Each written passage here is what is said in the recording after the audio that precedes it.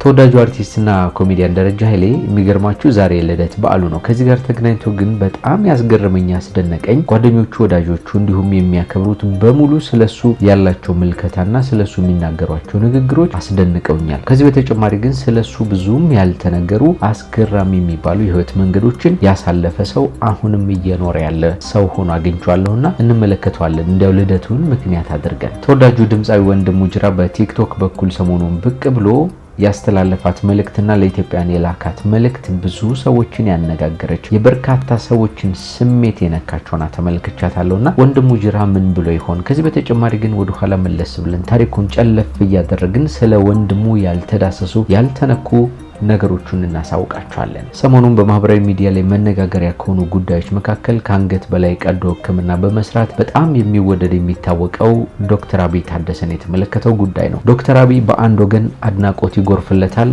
በሌላ ወገን ደግሞ ከፍተኛ ተቃውሞ ገጥሞታል። ከዚህ ጋር ተገናኝቶ እሱም ጠቆም ያደረጋቸው ምላሾች አሉ። ምንድነው ይሄን ያክል ተቃውሞ የገጠመው ነገር? በሌላ በኩልስ አድናቆት እየጎረፈለት የሚገኘው ከምን አንጻር ነው የሚለውን የሰሞንኛ አነጋጋሪ ክስተት እናነሳለን።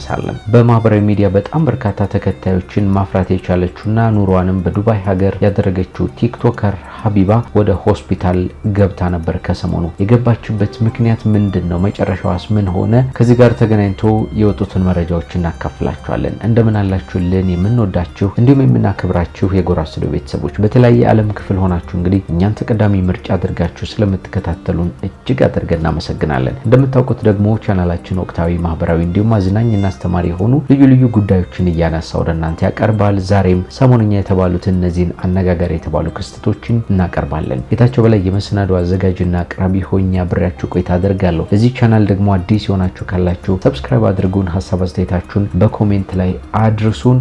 ቪዲዮን ደግሞ ላይክ አድርጋችሁ ጀምሩ። እስከ መጨረሻው ከኛ ጋር ሆኖ ወደ ዝግጅቱ በቀጥታ እንለፍ።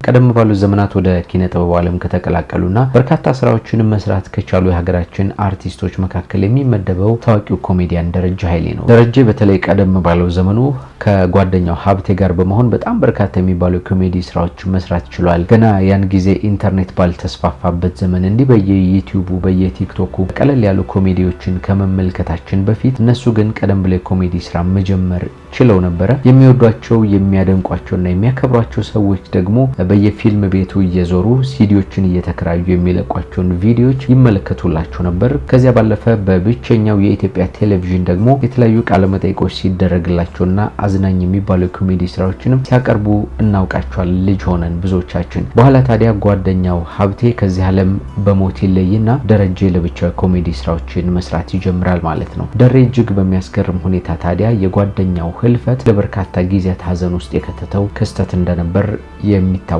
ታሪክ ነው። አስገራሚው ነገር ግን ይህ አይደለም። የሀብቴን እናት ልክ እንደ እናቱ ተረክቦ ህይወታቸው እስካለፈባት ጊዜ ድረስ ልክ እንደ ልጃቸው እየተንከባከበ በየበዓላቱ በየሳምንቱ እሁድ እሁድ ቤታቸው እየሄደ እየጠየቀ የሚያስፈልጋቸው ነገር እያሟላ ተንከባክቦ እንዳኖራቸው ይነገራልና ይህ ታሪኩ የብዙ ሰዎችን ቀልብ የገዛ አስገራሚ የሚባለው ነገር ነው። ደረጃ ለሀብቴ እናት እስከ ህይወታቸው ፍጻሜ ድረስ የልጃቸው ምትክ ሆኖ መቆየቱ፣ ለተስፋዬ ካሳ ልጆች አባታቸው ምትክ ሆኖ መሰንበቱ፣ የታላቁ ኮሜዲያን የልመንህ ታደሰ ፈላጊ ወዳጅ መሆኑ፣ እነዚህ ታሪኮቹ የደግነቱ ማሳያ ናቸው ተብለው የሚነገረው ጉዳይ ነው። እነዚህ ብቻ አይደለም። ከብዙ ሳቆች ጀርባ ደረጃ ኃይሌ ያለ ብዙ ሰዎች እንዲደሰቱ ህይወታቸው ጣም እንዲኖሩ ማድረግ የቻለ የጓደኝነት ውሃ ልክ የታማኝነት የሳቅ ምንጭ ነው እየተባለም ይመሰከርለታል። ደሬ ለጓደኛው ለሀብቴ ካለው ፍቅርና ታማኝነት የተነሳ ልጅ በወለደ ጊዜ ልጁን ማን እንዳለው ታውቃላችሁ? ሀብቴ ደረጀ ብሎ ነው ያወጣለት የጓደኛው ማስታወሻ እንዲሆነው። በዚህ ምክንያት ብዙ ሰዎች ሀብቴን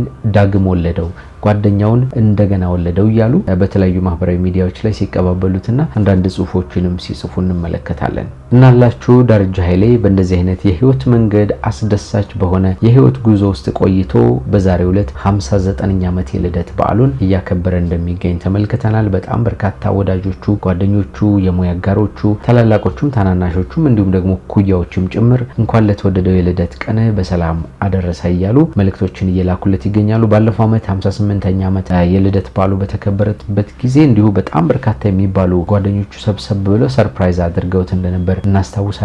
ያ ደግሞ የቅርብ ጊዜ ትዝታ ነው። በጣም ደስ የሚያሰኝ ነው። በሚቀጥሉት ጊዜያት ከዚህ በተሻለ መንገድ የልደት በዓሉ ይከበርለታል ተብሎ ይጠበቃል። ረጅም እድሜ ከጤና ጋር ይስጥልን ለማለት እንፈልጋለን ለደሬ።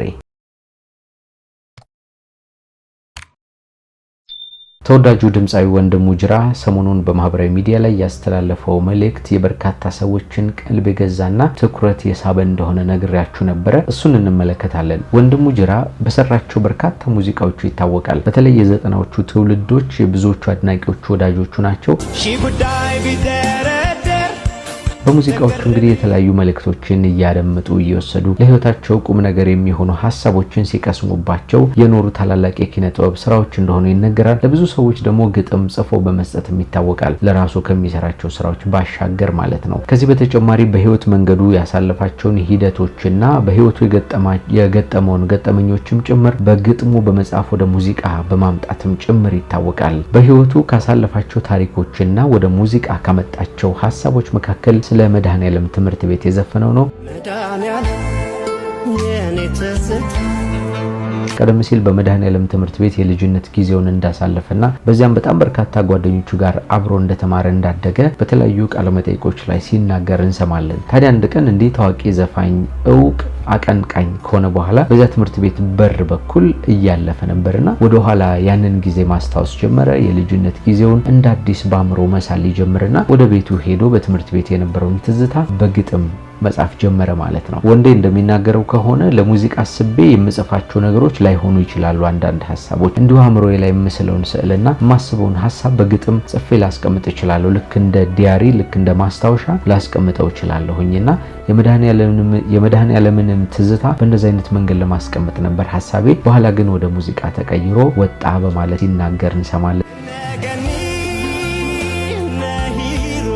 በዚያ ትምህርት ቤት ውስጥ የተማሩ ያሳለፉ የልጅነት ጊዜያቸውን ያሳለፉ ሁሉ ሙዚቃውን ሲሰሙ በለቅሶና በእንባም ጭምር እንደሚያደምጡት ይነገራል። በሌላ ትምህርት ቤትም ሆነው እንደዚህ አይነት የልጅነት ትዝታ ያለባቸው ሰዎች በሙሉ ወደ ኋላ ታሪካቸውን የሚያዩበት የሚያስታውሱበት ልዩ ሙዚቃ ሆኖ የሚነገርለት ስራ ነው። በዚህ ስራው ምክንያት ይመስለኛል በቅርቡ ታዲያ የመድኃኔዓለም ትምህርት ቤት አምባሳደር ሆኖም ተሹሟል ወንድሙ ጅራ። በቅርቡ ታዋቂው ድምጻዊ ወንድሙ ጅራ ሰሞኑን መነጋገሪያ የሆነበትን ቪዲዮ እስኪ በትንሹ ላሳያችሁ። ብቸኝነት ሲሰማኝ አሁን አንድ መላ የመጣልኝ መስሎኝ ነው። መጀመሪያ በሪከርዲንግ ልሞክረውና ከዛ በኋላ ላይቭ እንደዚህ ገባለሁኝ እና ከአንዳንድ ጊዜ የሚሰማኝ ብቸኝነትን ያስረሳኛል ብዬ አስቤ ቲክቶክ ላይ ላይቭ ለመግባት ከእናንተ ጋር ለመጫወት አሁን ይሄን ሪኮርዲንግ እንደመለማመጃ ይሄን ፖስት አደርገዋለሁ። ከዛ በኋላ ምናልባት ላይቭ ገብቼ ከእናንተ ጋር መጫወት ምናምን እድል ይሰጠኛል ብዬ አስባለሁ። ከብቸኝነት ይገላግላል፣ መደበሪያ ይሆነኛል በሚለው ሌላ ምንም የማገኘው ትርፉም እንደሆነ ራሱ አላውቀውም። ይሄ ላይቭ መግባት ምናምን የሚባለውን ነገር ወንዴን እንደሰማነው እንግዲህ ብቸኝነት ሲሰማኝ ለብቻዬ ስሆን አንዳንድ ሐሳቦችን ከናንተ ጋር ለመወያየትና ብቸኝነትን ለመርሳት ያህል በቲክቶክ በኩል ብቅ ለማለት ፈልጌያለሁ። እንዴት ተደርጎ በቲክቶክ ገንዘብ እንደሚሰራ ምን አይነት ነገር እንደሚገኝበት እኔ የማውቀው ነገር የለኝም። ግን ብቸኝነትን ለመርሳት ብቻ ነው ሪከርድ ማድረግ የጀመርኩትና እንዲህ እየተለማመድኩ ከናንተ ጋር ደግሞ የቀጥታ ስርጭት ሐሳቦችን እንወያያለን እመጣለሁ የሚል ነው ሐሳቡ ሲገለጥ ማለት ነው። እንግዲህ ከዚህ ጋር ተገናኝቶ በጣም በርካታ የሚባሉ አድናቂዎቹ ወዳጆቹ አለንልህ ከጎንህ ነን፣ ብቸኝነት ሊሰማህ አይገባም፣ እባክህን እንዲየመጣህ አጫውተን እናውራ፣ ብቸኝነትን እናስረሳለን የሚሉ በጣም አስደሳች የተባሉ መልእክቶች ናቸው እየተላኩለት የሚገኘው ማለት ነው። ታዲያ ያላችሁ እቺ ንግግሩ የበርካቶችን ስሜት የገዛች ናት። እንዴት ይሄን ያክል ተወዳጅ የሆነ ድምጻዊ፣ እንዴት ይሄን ያክል ታዋቂ የሆነ ሰው የብቸኝነት ስሜት ሊሰማው ይችላል? ይሄ ሁሉ አድናቂ ባለበት ይሄ ሁሉ ወዳጅ ባለበት እንዴት እንዲህ አይነት ስሜት ሊሰማው ቻለ የሚል ጥያቄ ነው እያጫረባቸው የሚገኙት በርካቶች። እንግዲህ ታዋቂ መሆን ከብቸኝነት ላያድን ይችላል። በርካታ አድናቂ ሊኖር ይችላል፣ ወዳጅ ሊኖር ይችላል። ግን ሁሉም ወዳጅ ደግሞ ሚስጥር የሚነገረው ሁሉም ወዳጅ ደግሞ ብቸኝነትን ሊያስረሳ የሚችል አይደለም። እንደውም አንዳንድ ሰዎች ሲናገሩ ታዋቂነት በራሱ የሚያመጣቸው ጣጣዎች አሉ። ታዋቂነት በራሱ ሊያረቃችሁ ሊገድባችሁ የሚችል በርካታ ነገር አለ። እንደፈለጋችሁ ሄዳችሁ በነፃነት የምትፈልጉት ቦታ ላይ ላትጫወቱ ትችላላችሁ። ትችላላችሁ። ጓደኝነት ስትመርጡ፣ ጓደኝነት ስትይዙ ጥንቃቄ የተሞላበት ሊሆን ይችላል። ሌላኛው ሰው ጥንቃቄ ማድረግ የለበትም ማለት ሳይሆን ታዋቂ ሰዎች ሲሆኑ ግን በብዙ ነገሮች ምክንያት ጥንቃቄ የተሞላበት ጓደኝነት ነው የሚመሰርቱት። እንዲህ አይነት ነገሮች ተደማምረውና ተጨማምረው ብቸኝነትን ሊያመጡ ይችላሉ። ከዚህ በተጨማሪ በተለያዩ ቃለ መጠይቆችም ላይ ሲናገር እንደነበረው ወንድሙ ጅራ የህይወት አጋር ማለትም ፍቅረኛ ወይ ደግሞ የትዳር አጋር ገና አልመሰረተም፣ ይሄኛው ደግሞ ሌላ የብቸኝነት ምክንያት ሊሆን ይችላል የሚሉ ግምቶችን የሰጡ ሰዎችን እያየን ነበር። እንግዲህ ብቸኝነት ተሰማኝ ያለው ከዚህ አንጻር ብቻ ላይሆን ይችላል ወንድሙ፣ ነገር ግን የሰዎች ግምት ነው ይሄና ሰዎች እንዲያውም በተለያየ መንገድ ጥያቄ ያቀርቡለታል። ለምንድነው የማታገባው? ለምንድነው ወደዚህ አይነት መንገድ የማትመጣው? የሚሉ ሀሳቦችን ይናገራሉና እንግዲህ ትዳር የህይወት አጋር እንዲሁ እኛ ስለምንፈልግ ብቻ የሚመጣ ነገር አለመሆኑን መገንዘብ ይኖርብናል። ከፈጣሪ በሚሰጥበት ጊዜ የአምላክ ፈቃድ በሚሆንበት ጊዜ ሊመጣ ይችላልና እንደዚህ አይነትና ሌሎች ምክንያቶች ተደማምረው የወንድሙ ጅራን ብቸኝነት ሊያመጡ ይችላሉ ተብሎ ነው የሚታሰበውና ለማንኛውም ተወዳጁ ድምጻዊ ወንድሙ ጅራ በጣም በርካታ ሰዎች እንደሚወዱት፣ ከጎኑ እንደሚሆኑ፣ እንደሚቆሙ፣ አብረውት እንደሚሆኑ አጋርነታቸውን ያሳዩበትን ነገር ተመልክተናል። ማህበራዊ ሚዲያ እንደምታውቁት ብዙ ወዳጅ ብዙ ጓደኛ ማፍራት የሚቻልበት ዘርፍ ስለሆነ እንግዲህ ወንዴ ወደዚህ መድረክ ከተገለጠ ብዙ ወዳጆችን እንደሚያገኝ ብቸኝነቱንም እንደሚረሳ ተስፋ እናደርጋለን። ከዚህ የተሻለውን ህይወት ደግሞ አምላክ ያድልህ ብለን ምኞታችንን ለመግለጽ እንፈልጋለን።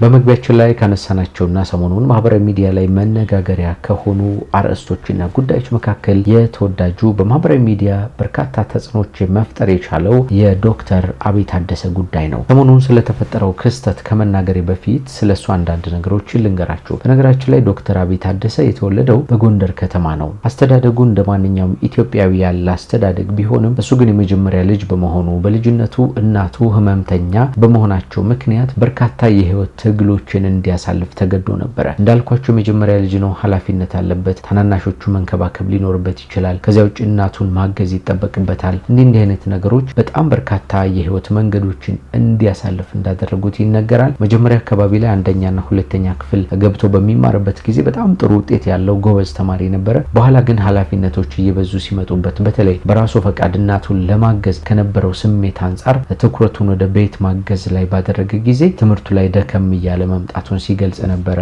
በዳዊት ድሪምስ መድረክ ላይ ሲናገር ማለት ነውና የሚገርማችሁ ገበያ ይሄዳል፣ አስቤዛዎችን ይገዛል፣ ወፍጮ ቤት ይሄዳል፣ ጤፍና ማሽላውን አቀናጅቶ ዱቄቱን ይዞ እንደገና ወደ ቤት ይመለሳል በጋሪ ጭኖ። እንዲህ አይነት ነገሮችን ያሳልፋል። ከዚያ በኋላ ደግሞ የቤት ውስጥ ስራዎች አሉ። እቃ ማጠብ ሊሆን ይችላል፣ ቤት መወልወል ሊሆን ይችላል፣ እንጀራ መጋገርም ጭምር ይሰራ ነበር በልጅነቱ። ከዚያ ውጭ ወጥ ያዘጋጃልና በእንደዚህ አይነት የህይወት መንገድ ውስጥ ነበር ያሳለፈው።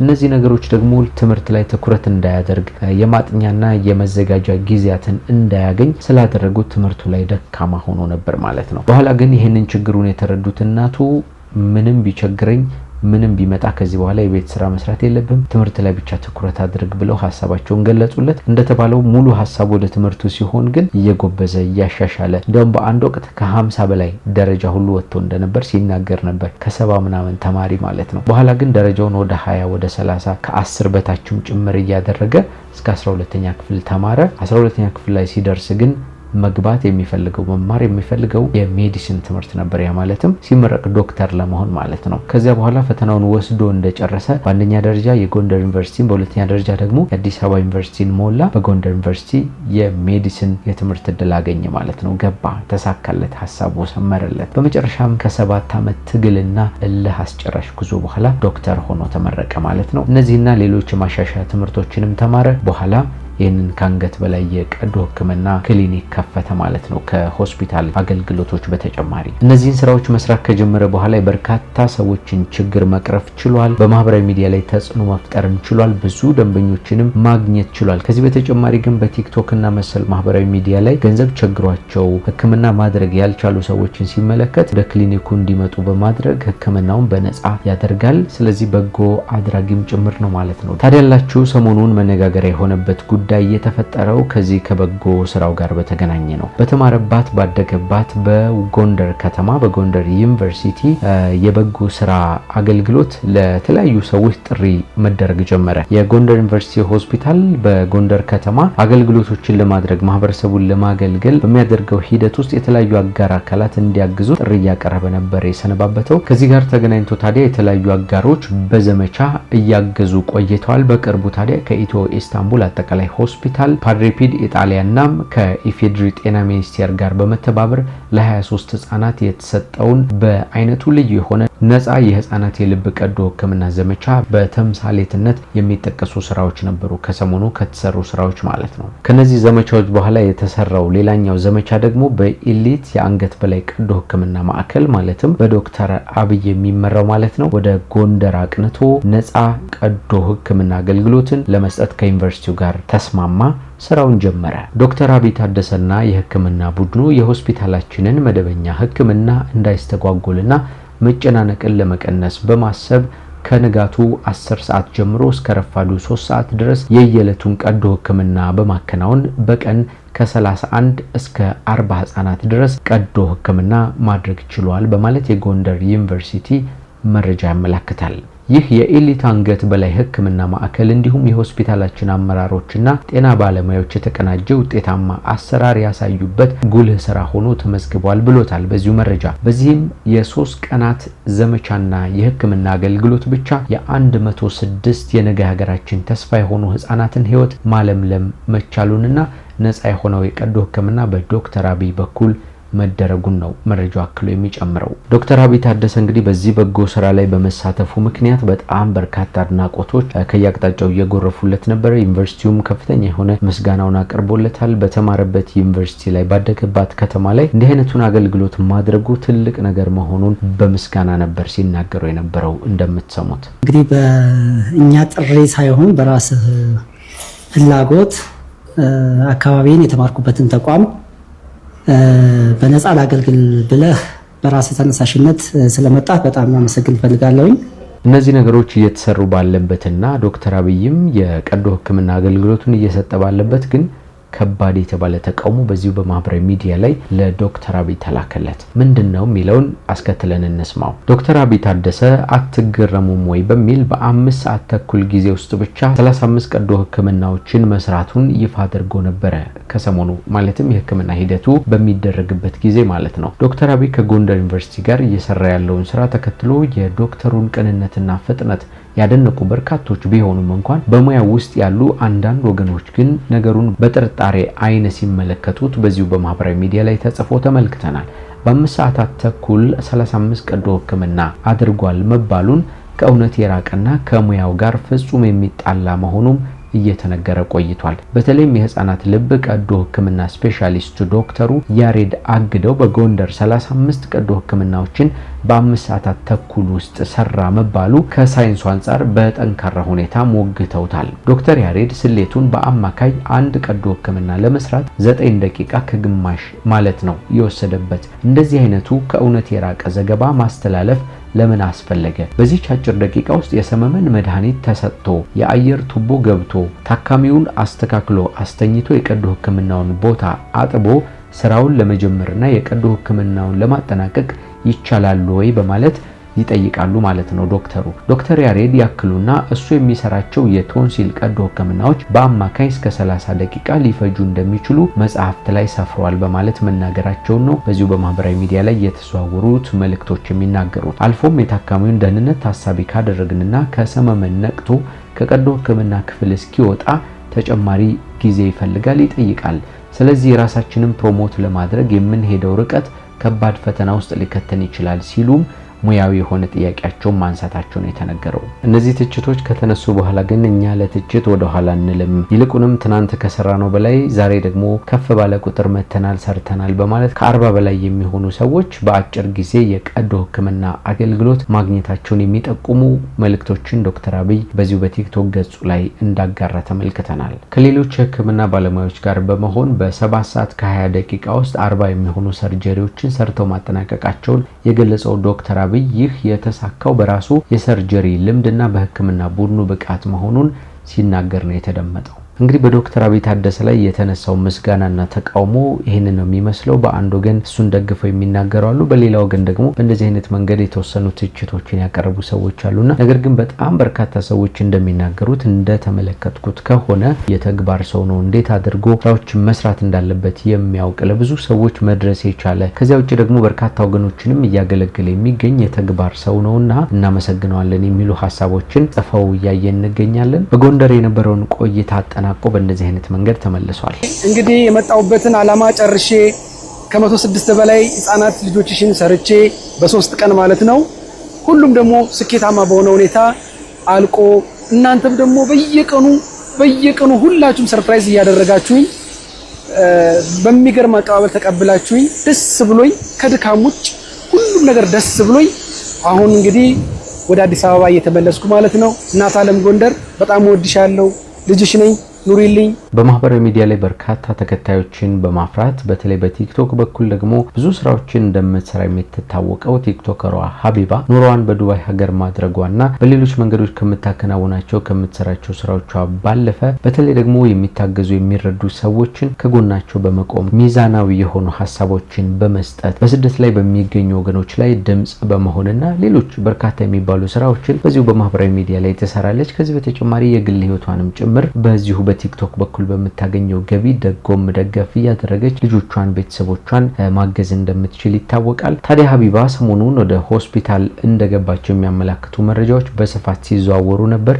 እንዲያውም አንዳንዶቹ ባካችሁ ጸልዩላት በሰላም ትመለስ ዘንድ እያሉ ሀሳባቸውን ሲያቀርቡ ነበር። የበርካታ ሰዎች ጥያቄ የነበረው ታዲያ ምን ገጥሟት ነው፣ ምን ተፈጠረ፣ ሆስፒታል ለምንድን ነው የገባችው የሚል ሀሳባቸውን አንስተዋል። ከማህበራዊ ሚዲያ ከወጡት መረጃዎች እንደተረዳ ነው እንደተመለከትነው ከሆነ ቀደም ሲል ወደ ሆስፒታል ከመሄዷ በፊት አንዳንድ ቪዲዮችን ሰርታ አይተን ነበር። ይሄው ምንድነው ወደ ሆስፒታል ሰው ለመውለድ በሚጓዝበት ጊዜ ምን ነገሮችን ነው ይዞ መሄድ ያለበት፣ ምን ነገሮች ያስፈልጋሉ የሚሉ ተግባር ያላቸው ቪዲዮችን እየሰራች ነበር። ያ ማለት ለመውለድ ነው ማለት ነው ወደ ሆስፒታል የሄደችው። አሁን ታዲያ አዲስ ዜና ተሰምቷል። ሀቢባ በሰላም ተገላግላ ልጇን መታቀፏን የሚያመላክቱ ቪዲዮዎችና ፎቶዎች ወጥተዋል። ይሄው እንደምታዩት በዚህ ፎቶ ላይ በሰላም ተገላግላለች ማለት ነው። ስለዚህ የብዙ ሰዎች ዱዓና ጸሎት የነበረው ነገር ተሳክቶ ነገሩ በሰላም ተጠናቋል። በተለያየ ዓለም ክፍል ሆናችሁ እንግዲህ እኛን ተቀዳሚ ምርጫ አድርጋችሁ ስለምትከታተሉ እናመሰግናለን። እንደምታውቁት ቻናላችን ወቅታዊ፣ ማህበራዊ እንዲሁም አዝናኝና አስተማሪ የሆኑ ልዩ ታሪኮችን እንዲህ እየዳሰሰ ነው የሚያቀርበው። ዛሬም ሰሞነኛ አነጋጋሪ የተባሉትን ጉዳዮች አንስተናል። ከዝግጅቶቻችን በርካታ ቁም ነገሮች እንዳገኛችሁ ተስፋ እናደርጋለን። እንደተማራችሁ ቁም ነገርም እንዳገኛችሁ እንዲሁ ባለሙሉ ተስፋ ነን። ከዚያ ውጭ ግን ለዚህ ቻናል አዲስ ሆናችሁ ድንገት ገና ዛሬ እየከፈታችሁ ያላችሁ ሰዎች ካላችሁ ወይም ደግሞ ሰሞኑን እያያችሁን ግን ሰብስክራይብ ያላደረጋችሁ ሰብስክራይብ አድርጉን። ሀሳብ አስተያየታችሁን በኮሜንት ላይ ጻፉልን። ቪዲዮ ላይክ አድርጉ። በተለይ ደግሞ ኮሜንት ማድረግ ለኛ በጣም ጠቃሚ ነገር መሆኑን በተደጋጋሚ እንነግራችኋለን። ድክመታችንን እንድንቀርፍ ከነበርንበት ከፍ እንድንል ወደ ተሻለ ነገር እንድንመጣ የእናንተ ሀሳብና አስተያየት እጅግ ጠቃሚ ነውና መልካም በሆነ መንገድ ጻፉልን። እኛ ደግሞ አስተያየታችሁን ተቀብለን ተግባራዊ ለማድረግ ዝግጁ ነን ማለት ነው። ጌታቸው በላይ አብሬያችሁ ቆይታ አድርጌያለሁ። በሚቀጥለው እንደገና እንገናኛለን። እስከዚያ ግን ሰላም ሁኑልን።